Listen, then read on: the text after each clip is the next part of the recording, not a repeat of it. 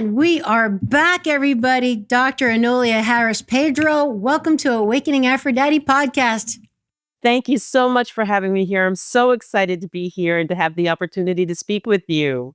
Me too. Okay, so as I mentioned in the intro, my good buddy, my soul brother, Paul Check, connected us together, and he just reached out to me. Of course, I mean, I don't know how this guy gets all these wonderful connections like you, but he just said, you two have got to connect, and you've got to have her on your show. He specifically said, and I know you guys spent some time together and had the drumming workshop and all that beautiful stuff. And sure enough, when I reached out and I checked out your website and all your work, I'm like, oh boy, I might have to do a series with this woman. This is just incredible. So thank you for joining. And you have to share with us. This is, I've been in technological hell lately. My phone broke last week. Zoom broke yesterday. I've been having a lot of problems. But then today I have a podcast recording with you, and technology is beautiful because I'm in the United States in New England, and you are where?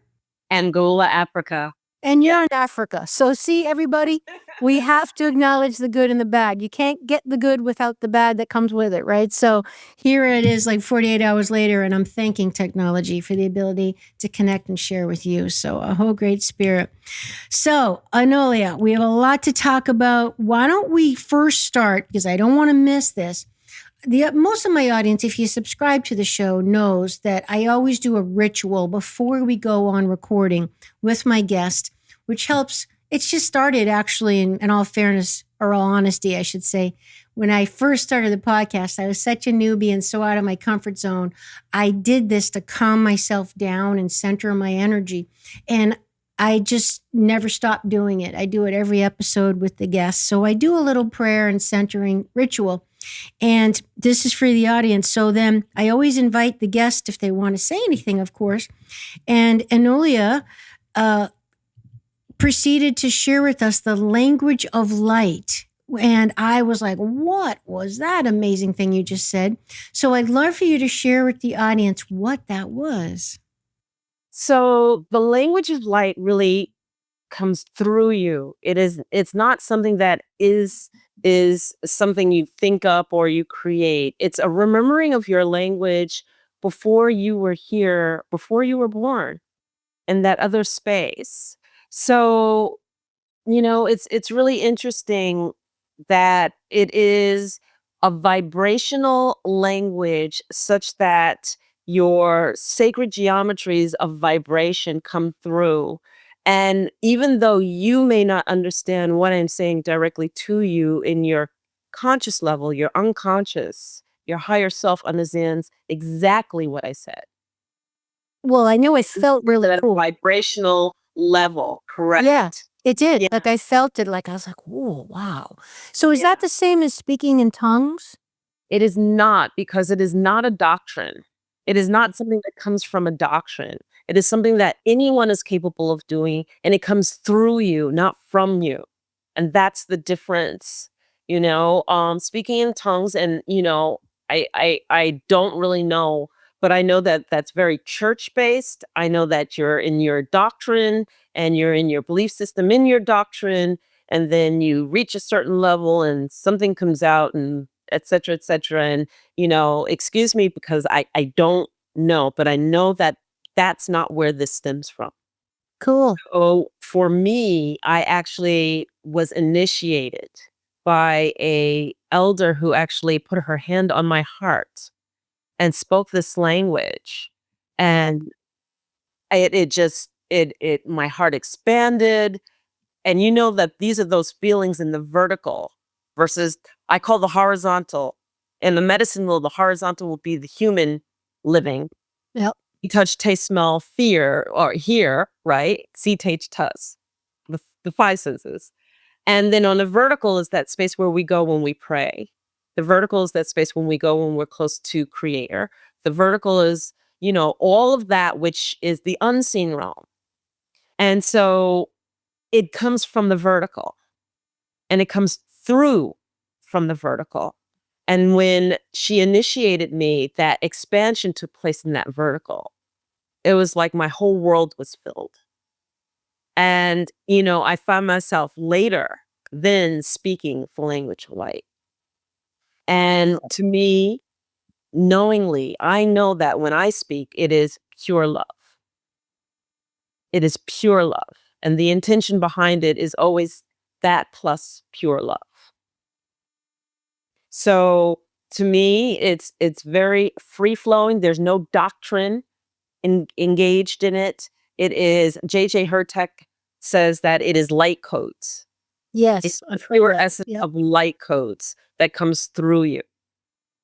So I'll leave the explanation there. Yeah, it's just beautiful. I mean, what a little lovely surprise. But I've learned so much. My show is called Awakening Aphrodite because it was about my journey back to my whole integrated self.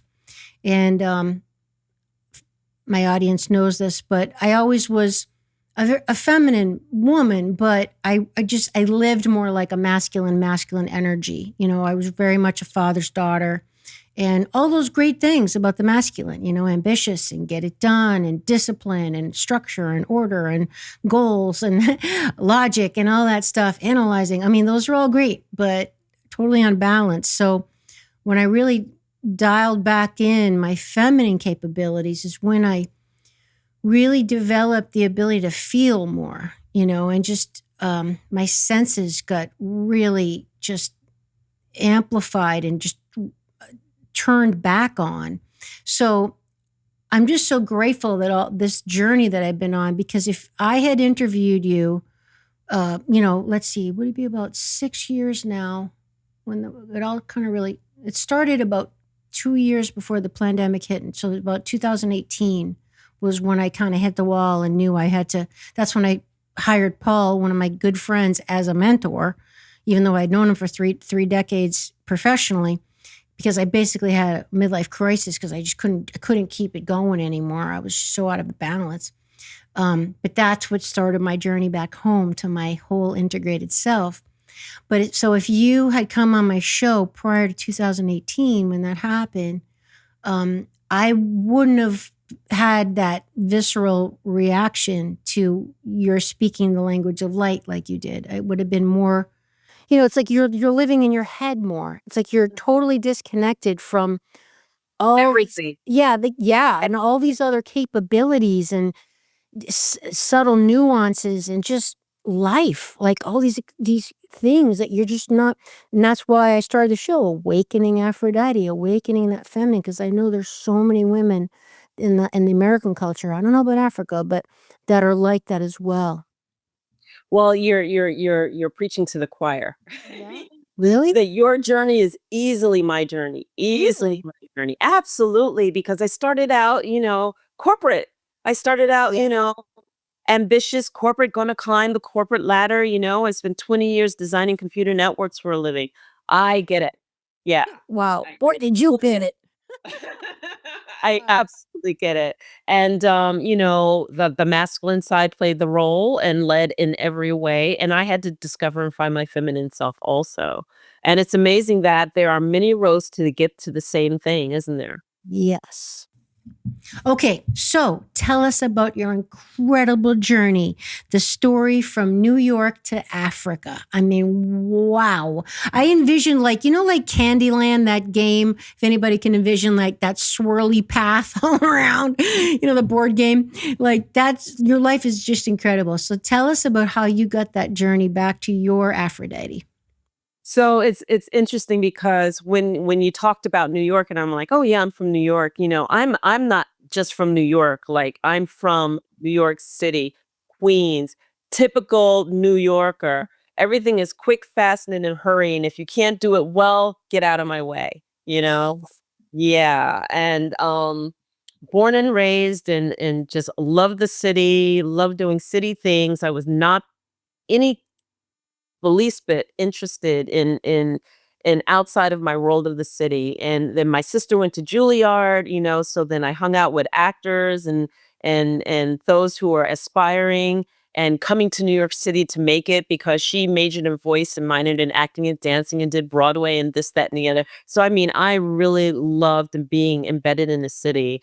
I learned all of my artistic capabilities, shadowing my sister. We were 15 years apart. I was a big surprise. And, she was, dancing, because when you go for plays and whatnot, you had to dance. So I would go to professional dance classes. I would be there while she naked her voice. I'd sing in background, You're a singer. yeah, yeah. And all of these things, artistically, I love to do. So I could dance when I was in college. I danced for Spectrum in Motion Dance Ensemble. Wow. So I belonged to a company, and I would put on productions and fashion shows. I had lead-ins, high school play. All of the artistic piece was there, right? And then my mom goes, "Your sister, she didn't show us that she could really do what we wanted her to do. You're going the more sturdy way." And what did I go to college for? Mathematics. I was a math major. Yeah, I did That's very rare for women. yeah, I did a 90-degree turn or a 180-degree turn. I actually went for engineering. I didn't like chemistry so much, so I decided to pick which one of the 5 elements that I knew well, and I loved math. So I went for mathematics, and I minored in computer engineering. And so graduated with my bachelor's, and then worked for Minex Business Centers and did computer design and networking. And I designed computer networks for a living. Okay. For then the next 20 plus years, I implemented and put in over 200 plus different technologies for networking, and all of the things that you do behind the scenes for telecommunications, I could do and do on a large scale. So I did it for a Fortune 500 company for 20 years. But it was halfway through that career that I was going, is this it? I mean, everyone goes, "What are you talking about? You have an incredible career. You got the job that's sending you across the world traveling. You're doing the corporate thing. You're doing presentations." Um uh uh I started out as a senior analyst, and I ended up being like a top uh project manager, and completely just, getting multi-million-dollar projects, and I wasn't happy. I wasn't happy at all. And, you know, we don't think about it like this, but the lifestyle that we keep accustomed to can also be an addiction. And that addiction was basically ruining my health. And the longing in my heart was like, there's got to be more to life than just this.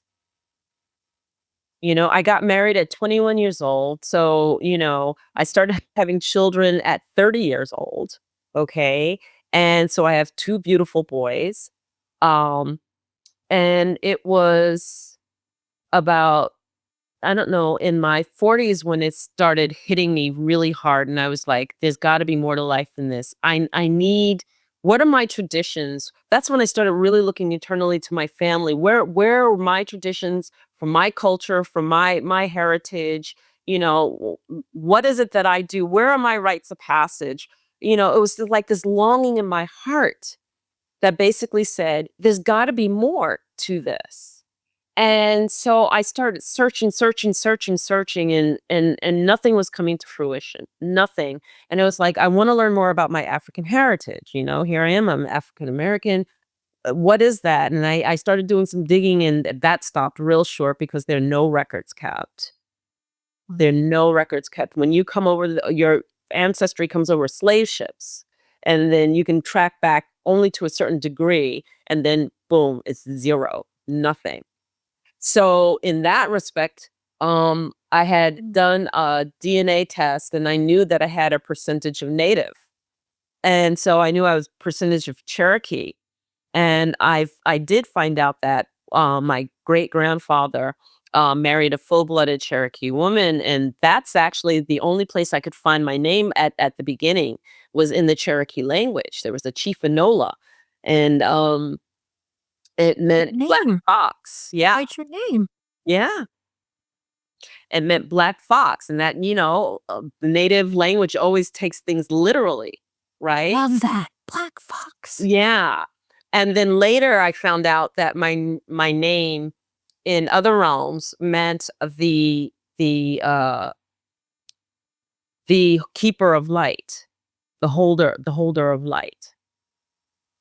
So here it is. I'm looking and I'm searching, I'm looking. I come across the native and I was like, well, maybe I can find a native teacher, because here I am in America at the time, and it's like, they're native and people all around, why can't I find somebody to teach me? So I had a goal. I was going to find someone to teach me. And I remember for Mother's Day, the boys and my now ex gave me the 13 Indigenous grandmothers weekend to go and visit. It was a conference being held at Omega in upstate New York. And so I went to Omega and I went there, and it was like fascinating. It was all of these people, Indigenous people, dressed in their native traditional clothing. Oh, cool. And, at the time, I didn't know that they were medicine men and medicine women. All I knew is that they were just kind of dressed in their Indigenous clothing. They seemed really nice, cool, and they did things differently. And they had traditions and they had ways of doing things. Everything was meaningful. Everything had meaning. And they came from different traditions from all over the world. And they attracted people from different traditions all over the world. And I remember the 13 Indigenous women, these grandmothers, grandmother meaning medicine woman. That's what grandmother means. It's an affectionate term for meaning medicine woman, not grandmother as in having children. And grandmother Margaret acknowledged this woman in the audience, and she was wearing like this beautiful white buckskin dress, holding a serpent staff, and her hair all gray and beautiful gray. And I'm looking at this woman, I'm like, she's the one. She's going to teach me. I'm going to go introduce myself. So when we got dismissed, I like tripped over myself trying to get to this woman through the crowd. And she's walking and I approach her and I'm like, hi, my name's Enolia. I'd like to introduce myself, and I'm like doing that thing you do, hi, my name's Enolia. I'd like to introduce myself. This is who I am. Would you be willing to work with me? Would you be willing to teach me? And she goes, well, teach you what? And I was like, I don't know. In my head, I'm like, what do I ask her? Herbalism. And she was like, well, my girl, if you're really serious, here's my contact information. Come up and visit me sometimes. And I look at a contact and she's in Northern Canada. And, by this time I'm living upstate New York. And so I look at it and I said, are you sure? Because I will visit you. I will come up. And she said, well, I wouldn't extend the invitation if I wasn't serious. Right. And so 2 months later, I drove 22 hours to Northern Canada to Serpent River. And then from Serpent River, which is a reservation in Northern Canada, to Warncliffe. And this is an hour west of Sault Ste. Marie. So that Sault Ste. Marie is where Wisconsin, Michigan, and Canada all touch in land-wise. Okay.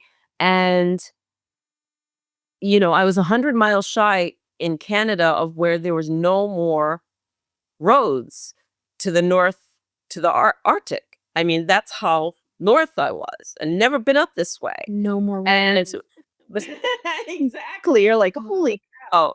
You had to take a dog sled for the rest of the run. And we meet for the weekend and we hit it off. We get along. She's beautiful soul. Beautiful, beautiful soul. Me, I'm typical corporate. I'm not going to sit there and say I was this, I was that. I'm typical corporate, but I had this interest. I had this goal that I wanted to get to. And you know how we are in corporate, we're going to figure out how we're going to get to the thing that we wanted. And so, I was like, it's been a wonderful weekend. Can I see you again? Will you be willing to teach me? She's like, okay, my girl, I'm holding a retreat next summer, because this was like September. and it's going towards their winter time. She said, I'm holding a retreat in the spring and the summer. Why don't you help us create the retreat, and why don't you bring some people? And you bring some people, I'll teach you. And I'm like, that's a beautiful exchange. I'm a project manager, what the heck? Not that hard, right? And so, next spring came around. I worked with her girl, Ellie, who's like an adopted daughter of hers, and we put this together. And I brought 22 women because I was going to get taught. I was not going to have any excuses of not being taught, or they didn't have a retreat, or this, that, and the other. And I got to go a week early and go throughout that retreat. And I learned so much, but I also put my foot in my mouth many, many, many, many times over that week as a corporate woman, with my corporate ways, with my what do we learn in corporate, right? Take what you need, assume the role that you Be want, assertive. go after it, you know, um, be the leader that you need to be to lead it, and just lead past everyone else. Take no prisoners. This is my territory, right? All of that stuff. None of it worked. None of it worked. And none of That was part of the initiation. That was part of the initiation right there. I got called on everything I did wrong. I Perfect. got called on everything I did wrong, but it was done in such a loving and compassionate way that they didn't really have to check me. I checked me. Wow. I checked me because So can you give us an example of that? What you mean, like, because this is a big part of for women finding their voice and all that, but it doesn't mean being abrasive or bitchy or naggy, or it's like it's about the delivery, right? From the place of centeredness and power and speaking your truth with love and all that stuff. So I think this would be very valuable as I interject here, excuse me, but just to kind of really bring this boots to ground for people, and like, how can they do that? Like, the way the grandmothers did it with love, as you say, how did they teach you with love and not an abrasive way? so I told you that I helped put the retreat together. So what do you do when you put something together? You're in corporate. We go, we introduce it, we let them know what's been put together, and blah blah blah blah blah, and how things are going to proceed, and what's going to take place. So in my mind, it was time for the retreat to start. I had to go and share the agenda, and I'm like asking Ellie, "Are you coming out?" And she's like, "No, I have other things to do. I'm not going anywhere." I'm like, "But I don't understand. We put this together. We have to go out and share what it is." She said, "No, we don't." And I'm like, "But I don't understand." And that they're calling us. They're calling. She's like, "I have other stuff to do," and she walks away. So I'm confused. And I'm like, "Okay, so I guess I'll just go and do it myself." So I go there, and everybody's waiting, and grandmother's waiting, and grandmother's right hand Sandy is waiting, and I go and I said, "Hey, everybody, thank you so much. I'm so glad you had the opportunity to come out here. It's time for us to get started. Let me share some of the things that we put together for you, blah, blah, blah, blah, blah." And, everybody was listening, and just Sandy said, "And you know what? Why don't we take a real quick bathroom break before we get started?" And I'm like, "Oh, okay, that's great. So, we walk away, and I actually, run in the house, come back out, and she corners me. And she's like, she stops me and she goes, "Do you think you're leading this?" And I'm like, "No, we're just going through the agenda and whatnot." She said, "That's not what I asked you." She said, "Do you think you are leading this? Is it your intention to lead this the whole weekend?" And then it hit me. Oh my God. What did I do? I did. It's so natural for me. I just stepped in and I started leading it. And I'm like, "No." She said, "So you don't have the intention of leading the whole thing?" "No." She said, "For all the years that I've been attending these retreats, I have never in my life seen anything like what you just did." And then it hit me. I'm surprised. I assumed the leadership, and who was I supposed to get taught by? Grandmother Isabel. How many times have we done things we think we're helping and we're not, And then it's just such a We're so checked out. right. Total checked out. That's the way it's, like you said, in corporate America, that's the way it's done, So yeah. So she goes, Oh. "So you don't have the intention of leading?" I go, "No." She says, "Well, clean up your face, come back. Get Get your started. face. Yeah, because I had tears coming down my Yeah, eyes. yeah. Get yourself together. And that kudos to her for speaking up. Like she just called you right out on it. She was in her power and just just Did, but Yeah. she didn't do it in front of everyone. Of course. Do it to grandstand. There you go. She didn't do it in front of anybody who was in earshot of anyone. It was just me and her. Very nice. Right? Very nice. So I pull it together, wipe up my face, go, my head's held down now. Now I'm walking over and my head's held down and whatnot. And the first thing she whispers in my ears, hold your head up. Nice. So I hold my head up. Grandmother Isabel is talking. And then I'm watching Grandmother Isabel, feeling bad myself. And she motions for me to come over with just her fingers. Nobody else noticed. So I moved from the circle that we're standing in, and I was next to Sandy, the one who cornered me. And I move over next to Grandmother Isabel. She puts her arm in my arm, and she proceeds to do what you do in an indigenous ceremony, which is open up the 4 directions, which is all of this beautiful, beautiful, beautiful work. And she whispers in my ear at a moment when Sandy is talking, hold your head up high. You have nothing to hold your head down about. And that's when it hit me, the compassionate leadership. Now, good and well in corporate, they would have said, you did this wrong, you did that wrong, and they would have threw you under the bus, and they would have made sure that everybody knew that you were thrown under the bus. And in this circle, nobody knew what took place that was wrong except me. Except me. And they showed no indication that anything had gone wrong. They showed no indication of correcting the way that things were going. She just did it.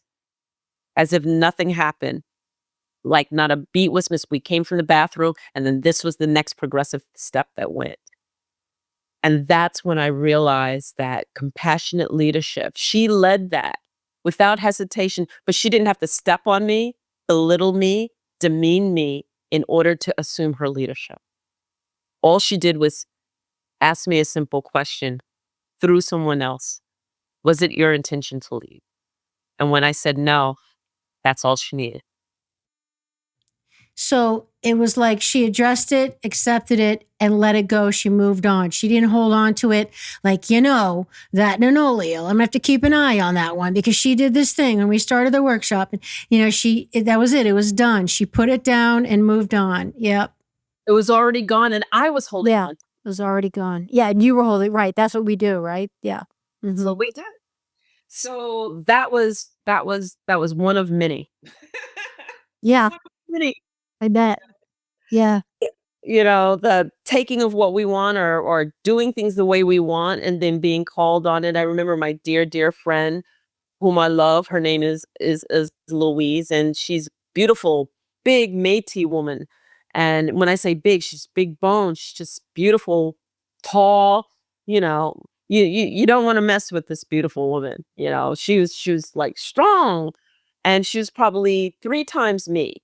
Okay, and she had taken us to her cabin. She had showed us her altar, and I had never really seen an altar before, and where her crystals were. She's like, if you want anything, you can always stop by here. Well, I heard in my head, I was like, if I want to do anything, just stop by here and do it. So, with my friend Karen, and I go and I have my crystals. So I go and I put my crystals on her altar, Oh, excellent. I walk away and I go and I do my other things. And then Karen's giving me a Reiki session. It's the first time I ever had Reiki, and I'm having this beautiful time. And I come back and sharing with Karen, and we just, excuse me. And it's just like, is Enolia in there? I'm like, yeah, I'm here. And it's Louise going, I think you forgot something. And I said, forgot something? No. She said, nothing's been calling for you. And she said, no. She said, let me tell you something. First of all, you never put anything on anyone's altar unless you're invited to, right? I didn't know. I was clueless. She said, stop by anything I wanted in. And I was just like, this is what I wanted. So I did it. And she brought me my crystals. She handed them back to me. She expressed to me that the energy was calling for me and that they weren't supposed to be separated from me, et cetera, et cetera, et cetera. And she explained it to me, but I was just like mortified because I did it again. I had a lot of instances where that was the most learning and inspiring weekend I ever had. Humbling. Wake-up call And humbling. and humbling. Big wake-up call, big humbling, and big understanding that there was another rhythm to life. There was another way about life. It was a way that things were respected, and what I was doing is showing the lack of respect every which way I turn, because how we function, we don't respect very much. We think we do, but we don't. We think we do. We We think we think we do, but we have such a great sense of entitlement. And I felt entitled to leave my things here and entitled to do things this way and entitled to do, because that's the way it was done. That's how I fit in. That's how we move through life. We don't leave tobacco for a plant and take from the plant after we've given something to the plant and ask permission to take. We just take it. Right. And Yeah. so again, learning how to leave tobacco, learning to ask the plant permission, learning when the plant says no. Do you realize that when you pull something like a stem or something from a plant and it doesn't release easily, the plant doesn't want to give it up. So you're not supposed to take from that section of the plant. You ask for a different area of the plant if you really need to take. All these things I learned. How to live in harmony, in balance with the earth, with the land. How to understand that everything has energy. How to respect and see things beyond what is at face value. Creating a spirit plate for every time we eat and smudging and blessing our food before we take in that which we eat. All of these things we take for granted. And we think that we're living in balance and we think that we're respecting, and we don't realize that we're insulting, and not only insulting, but pushing our agenda onto others and onto that which is around us, our surroundings also. And we don't even realize it because we've never been taught that respect. So that was a series of mini learnings, which then stemmed this thing that started happening to me. I started meeting different grandmothers and grandfathers, Indigenous elders across the board. I then met grandmother Shirley from the Lakota, and I learned tremendously from her. I met grandfather Lynch Archuleta from the Yaqui Indians in Arizona. Phenomenal desert training and desert understandings.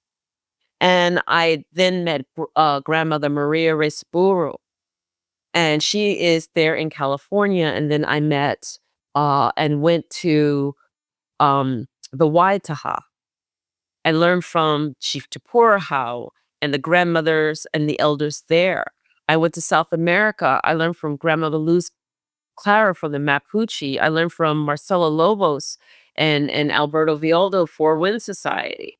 Okay, so could you give us some of the highlights of all these wonderful elders and wise people? Like why don't we just say like 3 things that stood out the most for you, for the audience to learn from, that you learned from them collectively? That we all are in circle. There's no one above you, there's no one below you, there's no one in front of you, there's no one behind you. And as we all observe the same thing, there are many roads to the one. It doesn't make your road right and their road wrong. It just makes it different.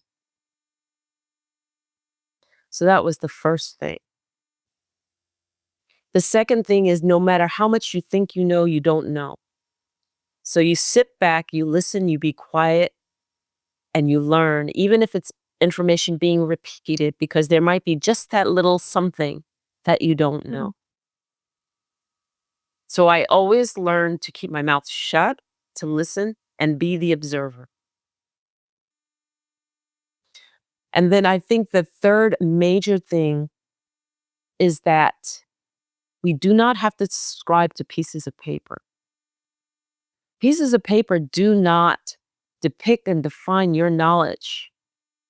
Some of the deepest and smartest people I know do not have a piece of paper. Or a title. Or a title. Yeah.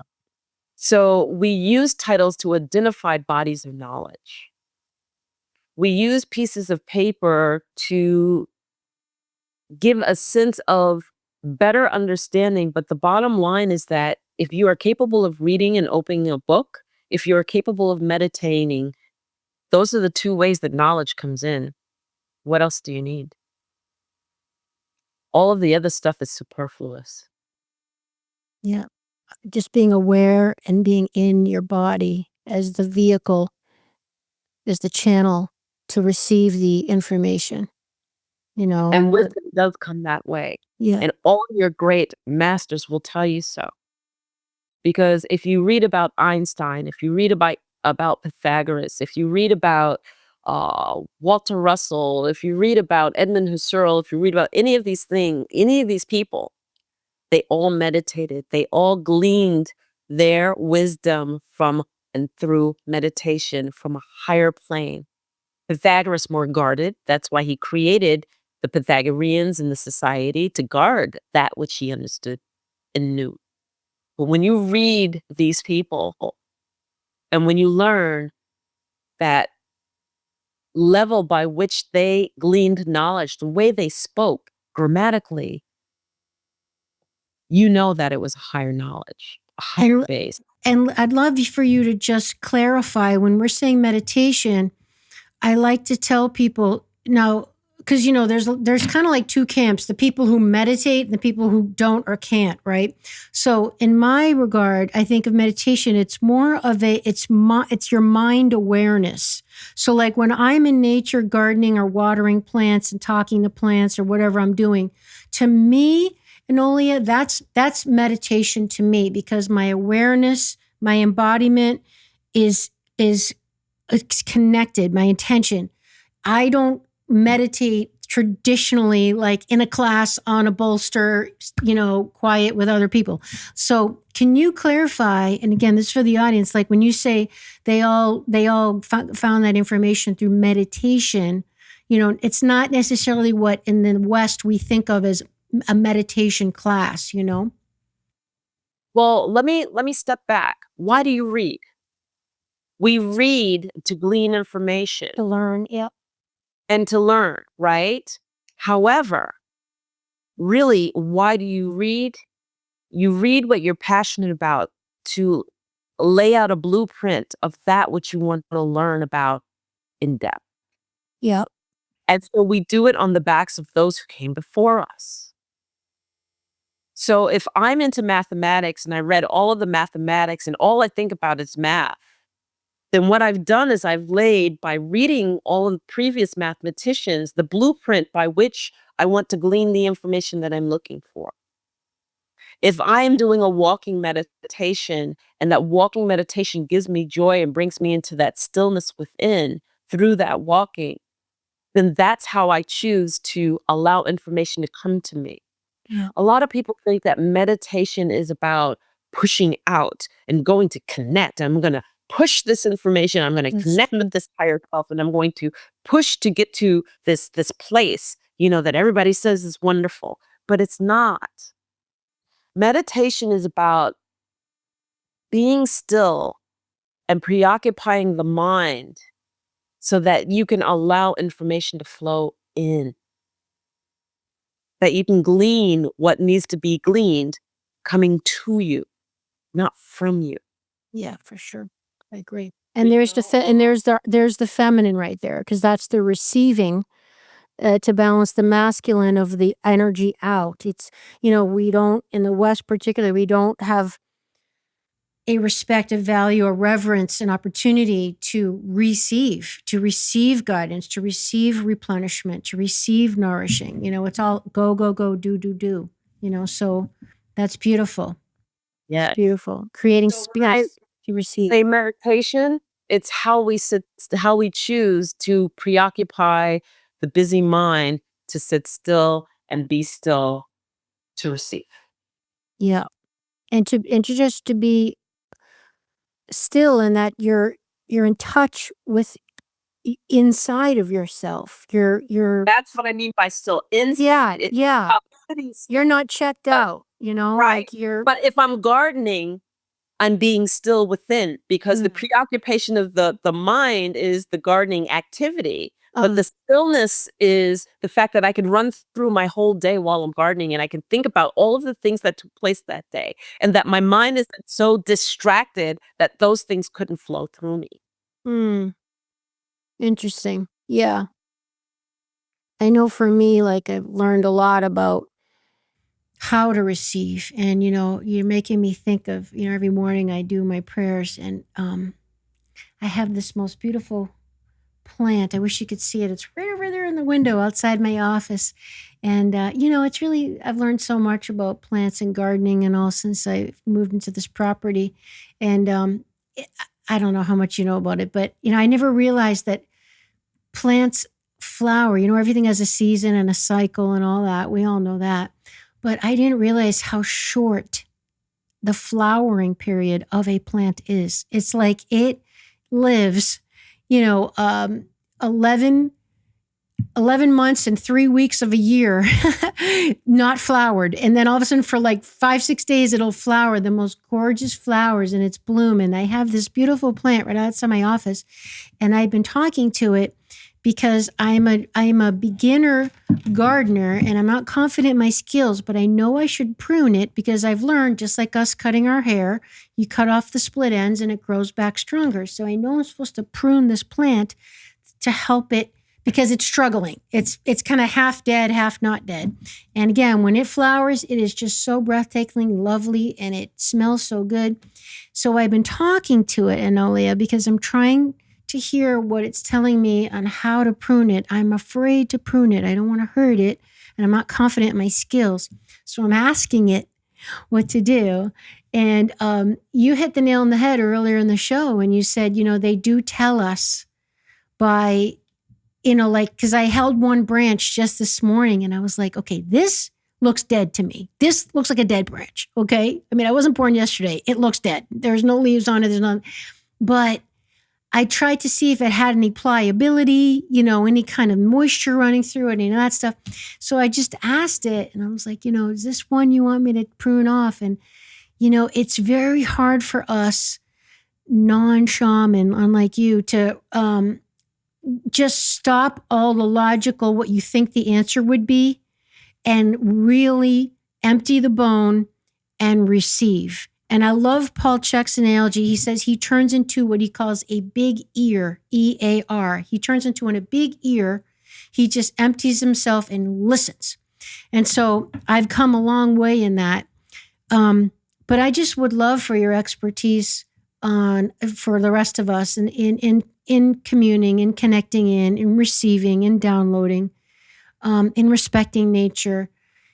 Any tips on how we can receive those subtle messages better to get our logical thinking brain out of the way so we're not fooling ourselves what we think the answer is that's not coming from the source, it's coming from us.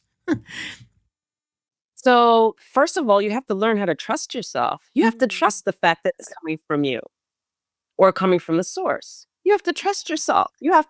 There's a trusting that has to be known. And if you don't trust yourself, then how do you expect anybody to trust you? Nice. To trust you, right?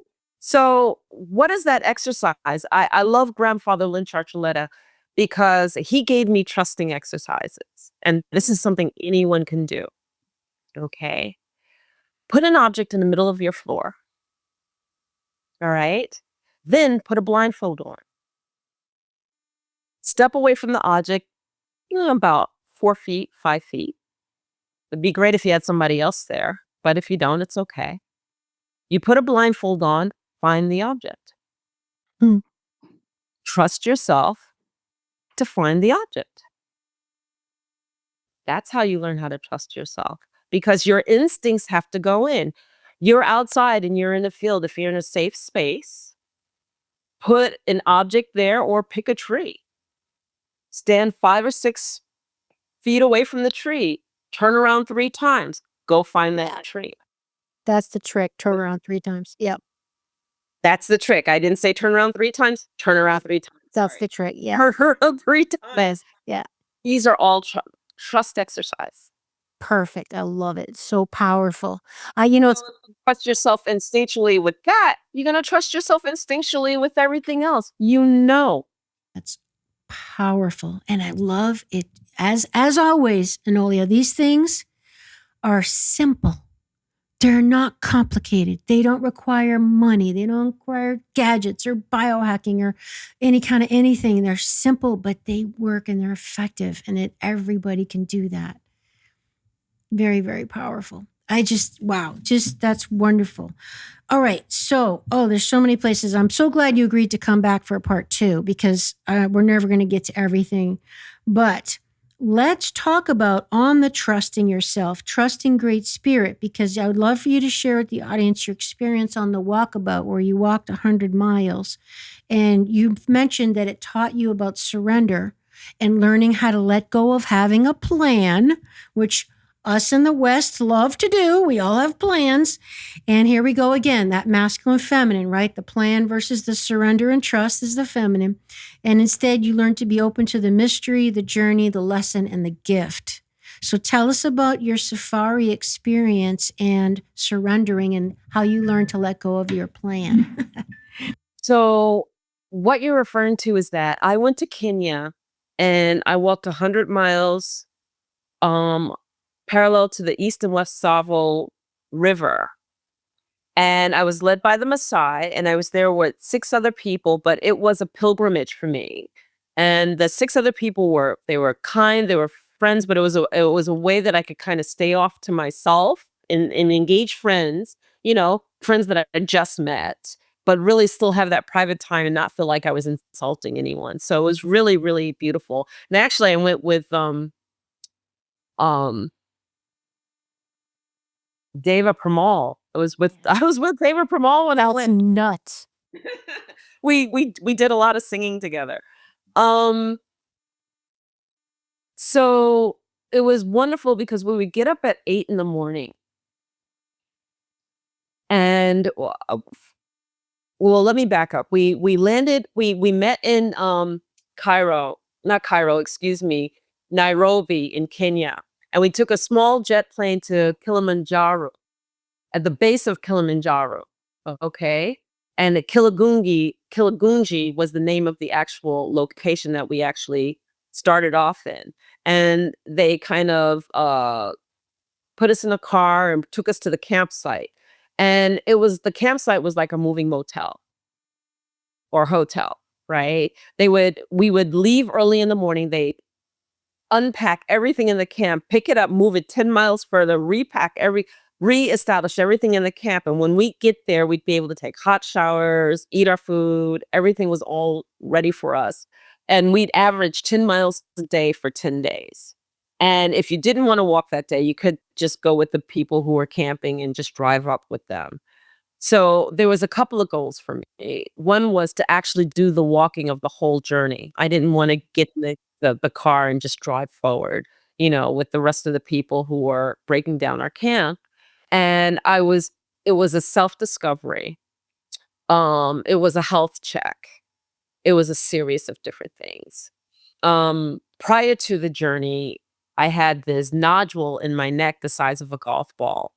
And I didn't know what it was, and I went to the doctors, and they wanted to do surgery, and I was highly insulted because they didn't even know my history for 5 minutes and talking about cutting into my neck. And if you look at my neck, there's nothing, right? There's no marks or anything. Why? Because I did it holistically. Went to a Chinese medicine doctor who basically said, I had to see her twice a week, and she gave me the regimen that I had to follow, and she told me I couldn't go on a journey.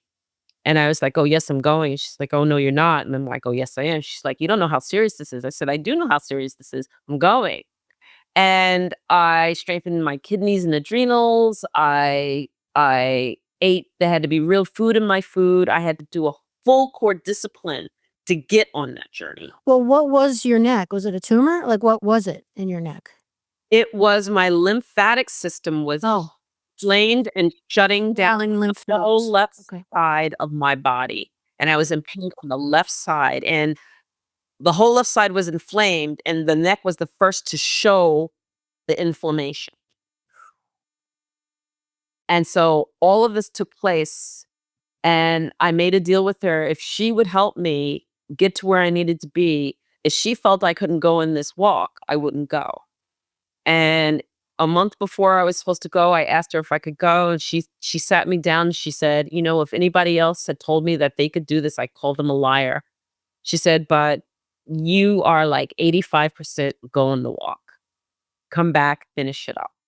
Congratulations. And so, yeah, it was a huge deal. So there I am. And, you know, during that whole experience of my health, I did a DNA test, one that was going to tell me, you know, where I'm from and everything. And in that DNA test, it said that my father was from Nigeria, majority, and my mother's side was from Kenya. And I'm like, oh my God, I'm going home. I'm going home to my mother's ancestors, to Kenya, and she was Luya tribe. And some of the guys who were moving our camp, they were Luya. So that journey was like we'd walk for hours, and I'd come back and I'd talk to them and I'd learn about my ancestors. I'd learn about what the Luya tribe was like. There were Luyas there. There were guys from the tribe who were Luya. So I had this beautiful, profound afternoon talks of learning my own culture. This is what I had dreamed of, right? All the way back from corporate, why I was totally dissatisfied. You got your answer to your prayer. I got my answer to my prayers. And then in that 10-mile walk, the first 3 days, I was like, oh my God, am I going to have enough water? Am I strong enough to make this walk? How am I going to do this? Oh my mind was just going crazy, right? And I had filters and I had the extra and all the stuff, the gadgets we buy, and we have this and we have that. And then I was a lot heavier too. So it was like, can I make the walk? Wow. After 3 days, I knew I could make the walk. Then it was like, am I in balance with everything else that's here? Then everything started coming up. And we're walking past hippos, a pod of hippos at 20 feet. Wow. And hippos are the most dangerous animal you could piss off and die. And they're enormous. And they're enormous. And Wow. we're passing them 20 feet away. Wow. Quietly. We didn't talk while we were walking ever. Okay. Wow. The whole 10 miles. The whole 10 miles. You can only talk when we took breaks. And when we took breaks, then you could talk. But while you were walking, no. And that made you what? In tune with the land. Yeah, that's your walking meditation right there. There's my walking yeah. meditation, which is why I said I had deep respect for what you were saying. Excellent. Right? Wow, so cool. And, when a eagle flew overhead, and it's cawing and it's passing you by 2 and 3 times, it's speaking to you. For sure. It's got goosebumps. Oh, that's and it's talking. And then I'm touching this dirt and I'm going, my ancestors walked this land. You were born there. That dirt is you. That's your body. Yeah. And 30 feet from elephants. Watching a cheetah take down an alligator. Wow. You saw that? Away from the alligator while it's dying. Oh, wow. Wow. That's a huge, a group of lions hanging out with their babies right there. And they let you walk by. Jesus. Wow. And all of the things that we're afraid of, Amy, I was like all conjecture. We were just another animal in the land and nobody was interested in us and we weren't interested in bothering them. And we would just pass by in our own space. And it was this beautiful weave that we were doing. And the walking of the land just elevated your being, your energy. So I was like flying high. Wow. I was that eagle soaring. I was that elephant with its mom, just enjoying and moseying across the waters. The waters were alligator infested. We still had to cross the water. We had to cross the water in the morning to get there, to get to the trail that we wanted to walk. We had to cross the waters, and we would sing across the waters. Is that why they stayed away from you? Yeah, that's why they stayed away from us. All you had to do was sing. They don't like the noise. They knew, oh, is it, yeah, then they could feel your intention. They could feel the vibration and they'd just stay away. And so that's when I learned Deva Premal's songs, and that's when she learned my songs. So here I am singing native songs, and I would introduce a song and we as a group would sing it. And then she would sing a song and we would just join in with her, and this beautiful balance going back and forth in terms of the songs that we sang and what we did This and is how we wow. Wow. And then there were the Maasai had they had weapons to protect us, but they said in the 20 years that they had been walking this particular park, they'd had to shoot in the air once in the In 20 the, year. in the air. They didn't shoot In the anything. air. They didn't shoot anything. So all of that perceived things when we're watching Animal Kingdom and we're going, oh my God, look at that. And they're fighting and they're this and that. And we're afraid and we're scared and oh my God, reacting. And all of that went out the window. And so what I learned is how to be truly in balance with the land. What I learned is to have clarity of thought and to not create stories where stories didn't belong. What I learned was that if you mutually respect that which is around you, it will respect you. That when you show fear, then you give off the vibration of fear, and then the predator knows what's prey. But if you show balance, if you show not that you have to be a predator yourself, but that there's no fear, then you're walking in balance with the land and the animal.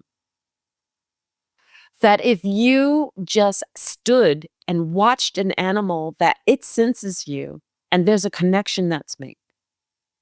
And there's a mutual respect that takes place in that connection. I learned so much. I learned so much.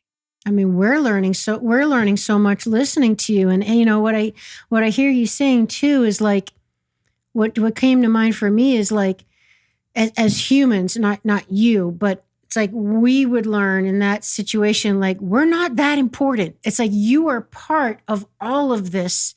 You are like, because you know, when we were kids, we were taught, well, this actually might have been my religious upbringing, that humans were the top of the pyramid, so to speak, you know, and yes, that, yeah, and all the animals and plants and everything, God, quote unquote, the man with the beard in the sky, created all of this for us.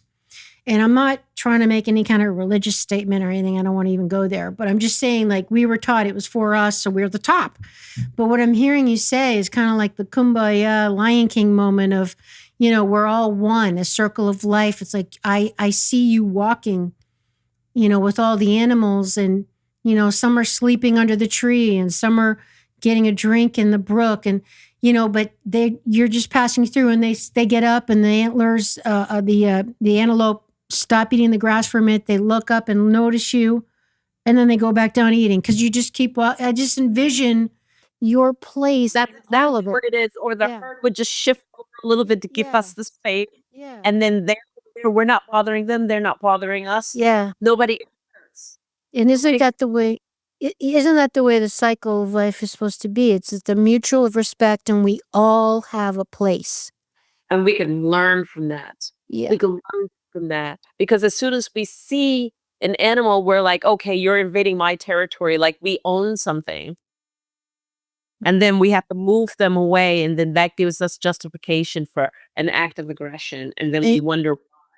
And it's the scarcity mentality. Like, you're going to take something from me, therefore I will have less. So I have to protect what's mine because there's not enough to go around. It's like that idea of like, the more you have, the less there is for me to have, as opposed to the abundance mentality of there's plenty to go around. Right. And remember, the first 3 days, I wasn't in vibration. So what happened there? You were in your head. I was in my head. I was worried. I was scared. Like, what if something attacks us? Blah, blah, blah, blah, blah, blah. And, you know, I actually got tired of doing that. I literally got tired of it because it was like, none of that's happening. Why am I creating this story? Let it go. Damn. Who created that story? I did. Is it real? No. Is anything acting that way that you would perceive? No. That's So amazing. why are you telling yourself this story? And I really want this to drive home to the audience. We create stories. This goes to how I train. We create stories all the time. Are you stuck in your story? Yes.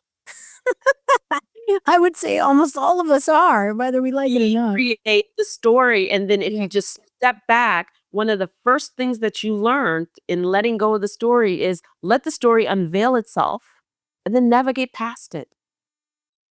Let the story unveil itself. And instead of getting all tied up in this is what happened and that's what happened, blah, blah, blah, blah, navigate past it. Okay, I acknowledge it. It's there. Not my stuff. I'm on to the next thing. It's not my stuff.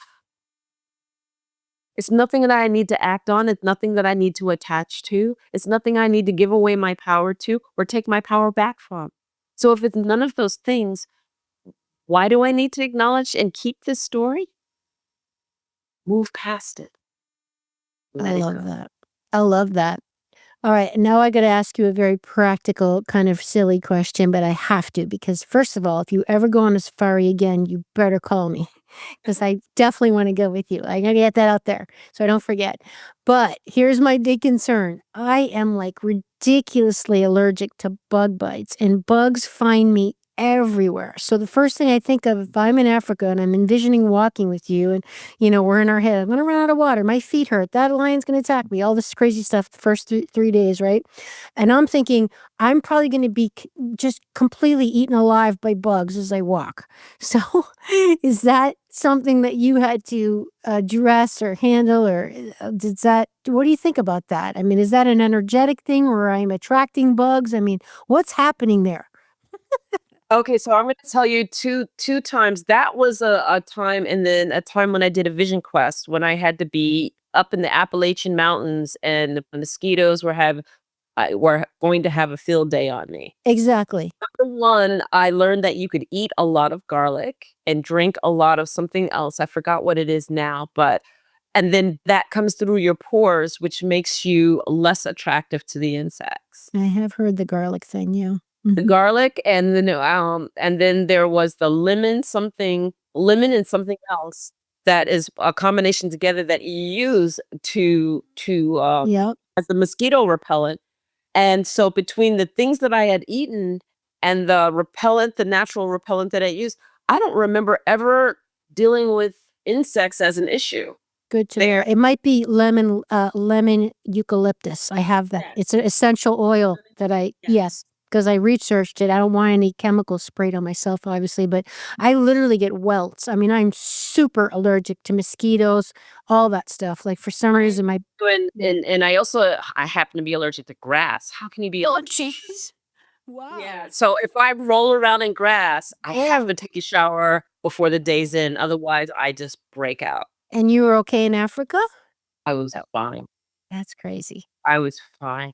And what do you attribute So the other piece of this is that if you're focused on it, you attract it. So yes, for sure. if you're focused on, but there are natural repellents that you can ingest certain foods, and as it processes it through, and as you sweat it out, Yeah. not Yeah. Good to know. Yeah. Wow.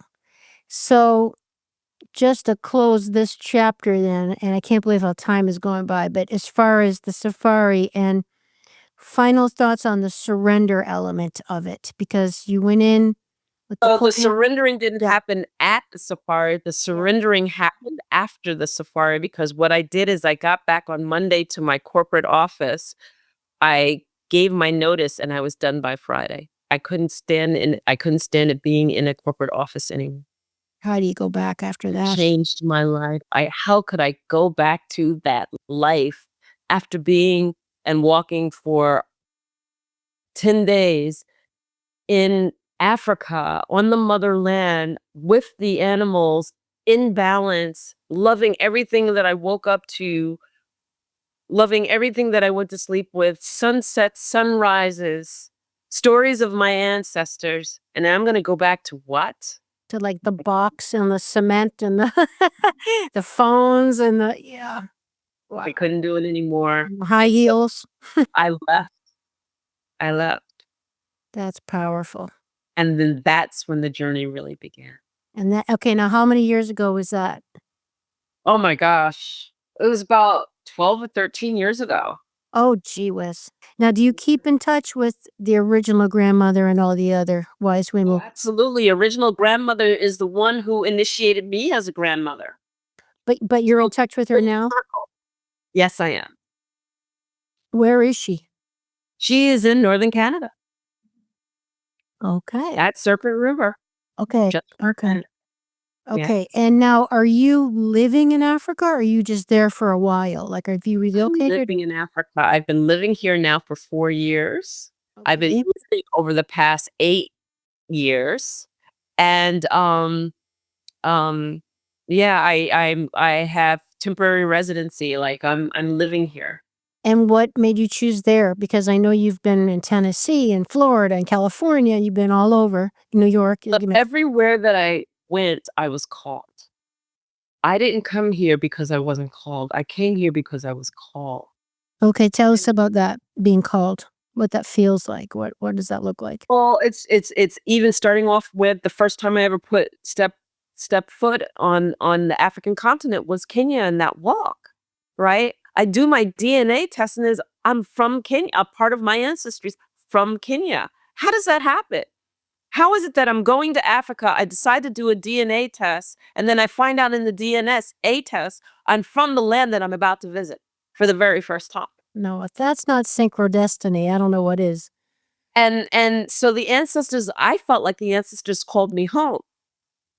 They called me home. And I had the gift of being able to go and be there. And so, like, in terms of Africa, I've visited quite a few different countries here. I've been to Mauritius, I've been to South Africa.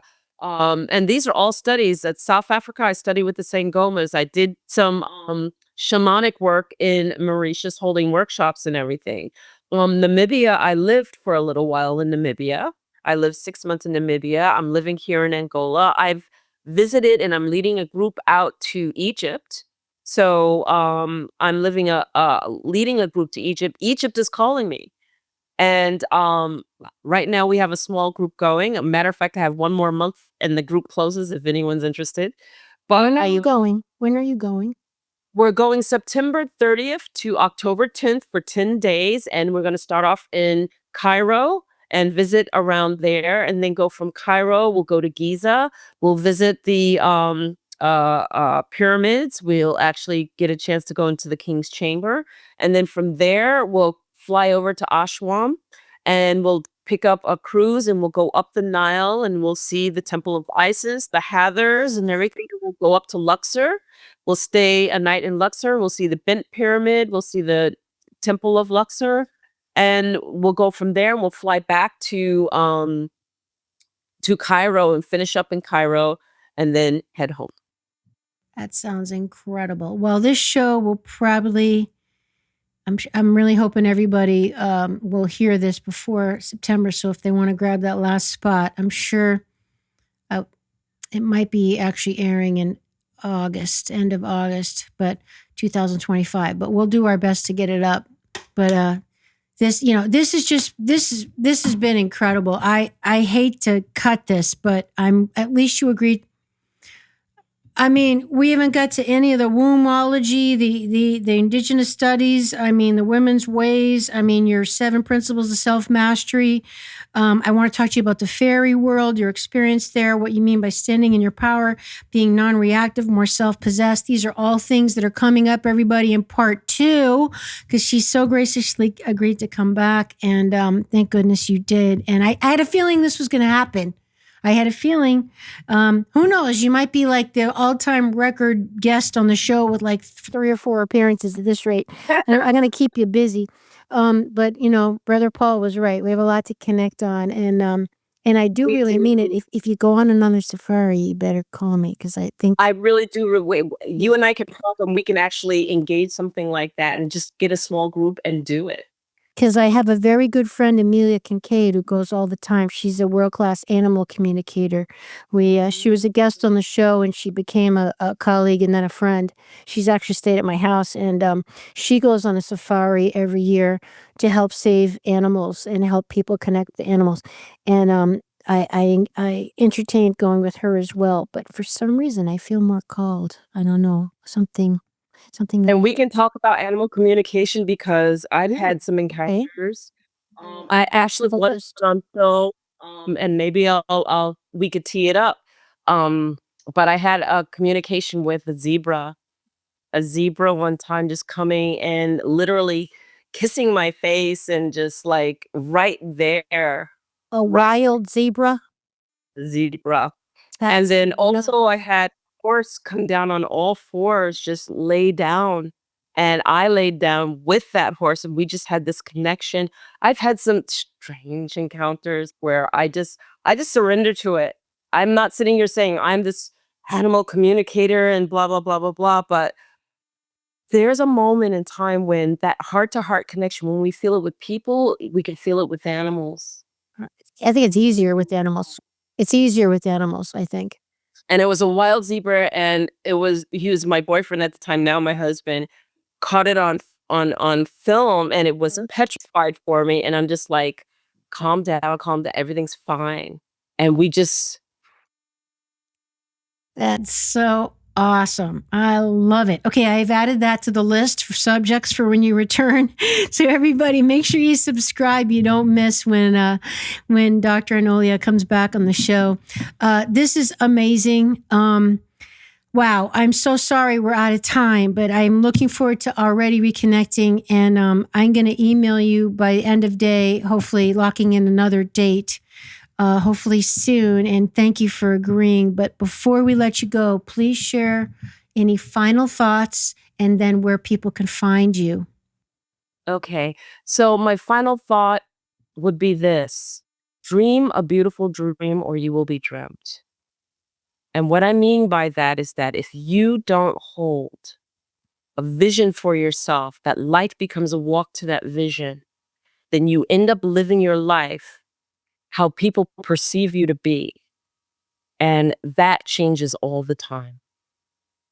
So hold the vision for yourself. Make your life a walk to that vision. When you reach the goal, hold another vision for yourself and then hold another vision for yourself. But if you just exist through life, then you're living what someone else thinks you should be. That's not living. So true.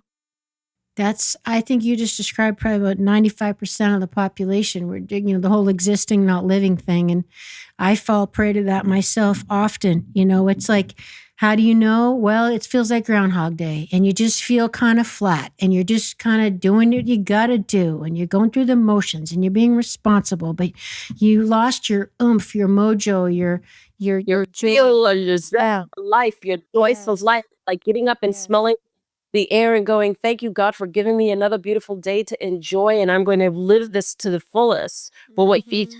you, like, "Oh, I got to get up again. Oh, I Yep. want to." What do you want? That kind of thing, and it's not the same. It's Yes, it not the changes. Yeah. or you're like, your parents go, "I think you should be this," and you don't want to be that. And you're living your whole life being what they tell you to be, and you're miserable. And then you get halfway through your life and you go, "How do I get out of this now that I'm old enough to say I don't want to Right. do this?" When you should have just stood your ground and just dealt with the consequences at the beginning. But when you're at that place, when you're halfway through, that's where you do still need to get out of it. Okay, you are halfway You through, absolutely need to but get out of it. what like you did and like you did and I did, like people worry, well, it's too late now, all right? Or there's an expression for that. When you've invested so much already, it's like you feel like it's even more of a waste to quit all that investment of time, money, and energy, like a marriage or job or whatever, to pivot. You feel like is really a waste of your life. But that's all the more reason why you should have the courage to pivot like you did, like I did. The thing about it is that don't be afraid to ask for help to help you pivot. See, Nice. I had help to pivot. I'm not gonna lie. Yeah, you went I looking for had help. help Yeah. to pivot. I Mhm. was looking for help to pivot. And that's what's going on, is a lot of us just don't know what to do in order to pivot. And that's where my work is. Because what I do is I say, I'm going to give you and take my experiences, learn from my lessons. And that's what my books cover. And that's what, my master class covers. Learn from my lessons. I don't share anything that I haven't experienced. I don't share and teach you anything that I haven't done and gone through myself. And then everything is, all of those things are inside you. They're not outside of yourself. For sure.